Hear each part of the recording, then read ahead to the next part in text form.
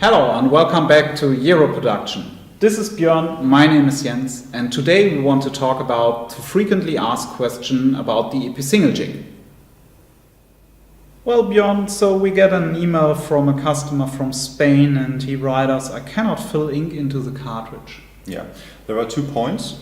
The first point is that the customer maybe has forgotten to extract the old ink out of the cartridge. Okay. And the second thing is that every cartridge has to be cracked when I get it the first time. Okay. The next question comes from a customer from the United States and he asks us, when I fill the cartridge I hear slightly rustle noise. Is this correct, Björn? No, when I hear a slightly rustle noise I fill the cartridge with too much speed. Okay. Yeah.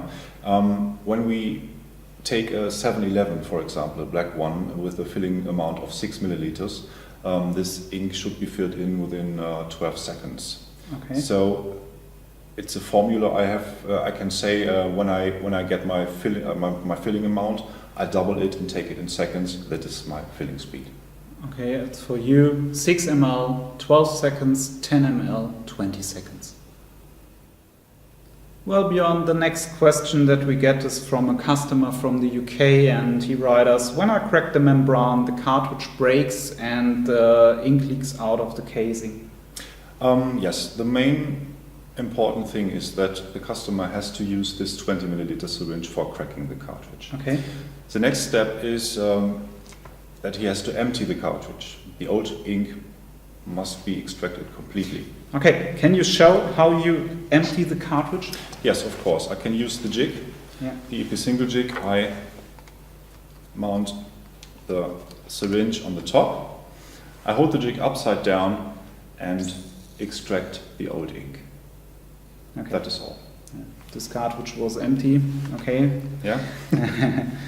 Okay, so you show us how to empty this, and so the next thing is, so in case you test it by, I think 1,500 yes. cartridges, so you have to get a feeling how you crack the cartridge, and so it's important and strongly recommended from us if you hear the crack plug. So stop with the movement by the syringe. Yes, it's very important to stop immediately pressing down the plunger when I hear the plop. Okay.